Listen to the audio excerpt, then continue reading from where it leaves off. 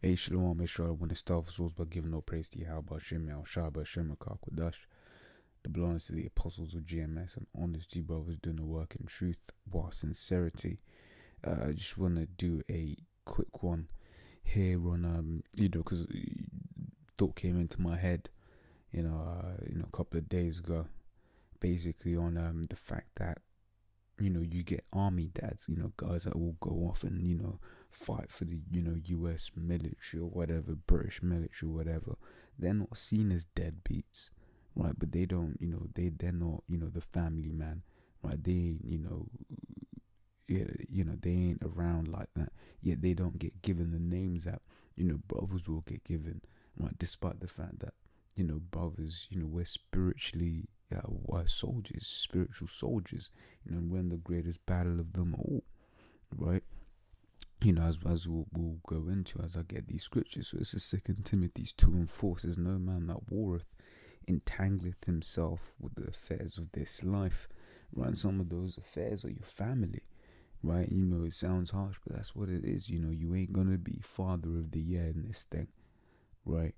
You ain't gonna be at every sports event. You ain't gonna be at every play, right? You may not be there for, son's first steps. May not be there for this, may not be there for that, for this, this work's sake. And that's part of the sacrifices that we make. And that's, saying I'm in this position, but Bob's in those positions. And you always notice that, their family, they don't see the sacrifice, right? They're selfish, right? You can't let that, get over you, right? Because at the end of the day, let me get this real quick. It says Matthew 19:28, right? It says, and 29, I'll just jump straight to the point. It says, "And everyone that hath forsaken houses, or brethren, or sisters, or father, or mother, or wife, or children, or lands for my name's sake, shall receive 100-fold, right? And shall inherit everlasting life." So if you give up, if you have to give up those things on this side, then the Lord will, there's a reward, right, in the kingdom, right? And that's not to say, I'm not saying go and be over righteous and, tell your woman to F off, not saying, nah, you gotta, be spiritual, right? If that's, the case of what needs to happen in your life, then the Lord will make it happen, right? The Lord has a habit of, making decisions for you, because ultimately we have no free will. Right, so what does Scripture say in Corinthians? If thou hast a wife, seek not to be loosed. Right, that's saying that as but I remember Apostle Ryan Blob, he did a video recently, basically talking about how sometimes brothers go too far. Might have a good woman or whatever, right, and then we'll tell them to dip, for really for no just cause, right?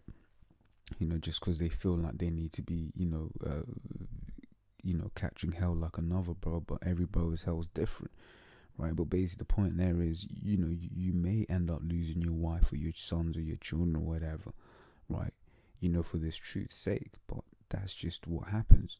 Just like, you get real army men, they'll be out at war having the, doing the battle, right? Carnal army men, I won't say real army men, carnal army men are going out, to the battle, right, whatever, come back from Afghanistan or Iraq, right, and then they find out that, their woman's moved on, divorce papers, this, that, and the other, right? So just like that, those guys that go out, because ultimately this is, a tall order, and ultimately the Lord, doesn't want everyone to be saved, right? He might be with a woman, right, and the Lord might not want to save that woman, might want to have that woman destroyed, right? And that's just the real of it, right? So it says, "No man that warreth entangleth himself with the affairs of this life, that he may please him who hath chosen him to be a soldier," right? And that's a spiritual soldier, right?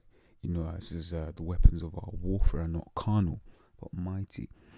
What do you call it? In fact, let me just get that.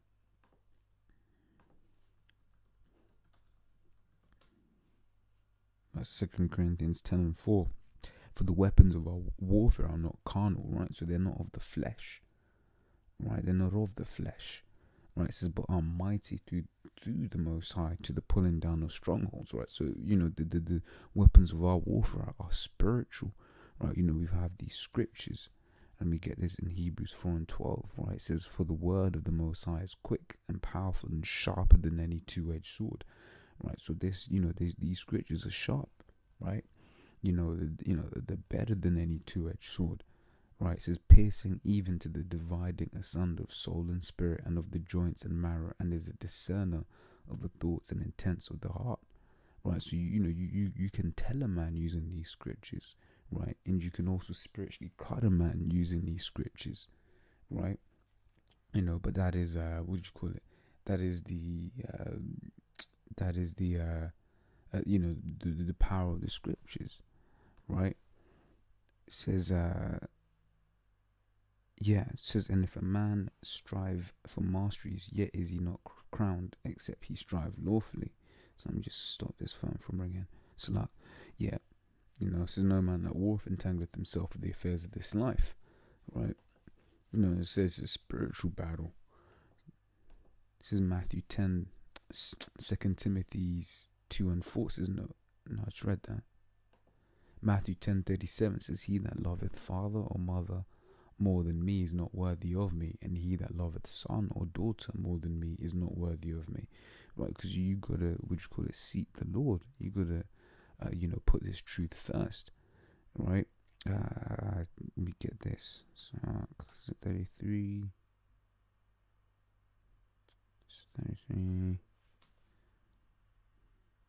says Sirach 39:1 says, but he that giveth his mind to the law of the Most High and is occupied in the meditation thereof. Occupied, right, being the key word, right? You got to be occupied, in the meditation of these scriptures. So that's the first thing that's on your mind. That's your first priority, right? Which means your family ends up taking a second place, right? But like I said, you using the comparison with how they talk, so boastfully about army dads, our army dads, I go out there fighting for the country, whatever, what have you. Yet they're not looked at deadbeats, despite physically not being there for months on end, right? Because they're quote unquote fighting for their country, right? But through the spirit, the men out there on the highways and byways, we're fighting, for the nation, right? But people can't see that, right?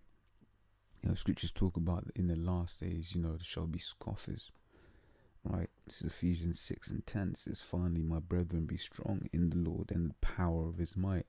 Put on the whole armor of the Most High, which is these scriptures, right? It says that you may be able to stand against the wiles of the devil, right?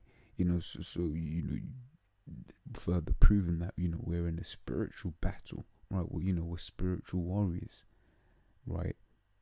Because we're fighting against spirit. You got demons attacking you all the damn time, right? All of that stuff. It's things you got to deal with. So it's a spiritual battle. But when a man has to puts the Lord, fight for the Lord first, people say speak ill of him, right? But Yahushua said that this would happen, right? It says it goes on to say verse 12 says, for we wrestle not against flesh and blood, but against principalities, against powers, against the rulers of the darkness of this world, against spiritual wickedness in high places, right? Further proving the fact that this is a battle, right? What we're fighting is things that can't be seen, and that's ultimately one of the reasons why people can't see the sacrifice, because they can't see the battle. Right, you might be able to try and explain certain things to them, right, but they can't see the battle, because they're carnal, right? Scriptures talk about, these things are spiritually discerned, right? In Corinthians, right? It'll end on, this last one's Romans 12:2 says, and be not conformed to this world, but be ye transformed by the renewing of your mind, right? That ye may prove what is that good and acceptable and perfect will of the Most High, right? And your family's part of this world, right? There are certain things they'll want you to do, right, that are of this world, but the truth comes first, right? You know, and I'm not saying make life difficult for yourself. No, I'm not saying that at all. This whole video has just been on the hypocrisy of the world, which there's nothing to be amazed of there. But the hypocrisy of the world, and that the world, what do you call it? Will looks bad at brothers, who have made that sacrifice, right? Which that's not every man's lot. Some man might try and make that sacrifice, might force the spirit and end up falling out. Right, you gotta know yourself, right? And that that's the whole topic in itself, right? You can't try to be living life like another man. You gotta go through your own hurdles, right? You gotta go through your own hurdles. You gotta use your strengths, right? This what you call it?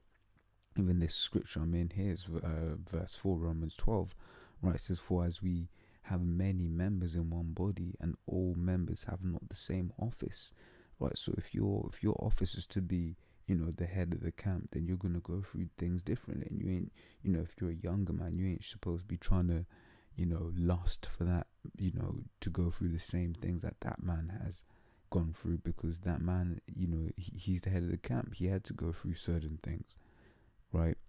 So Lord's will, that was edifying. Until the next time, Shalom.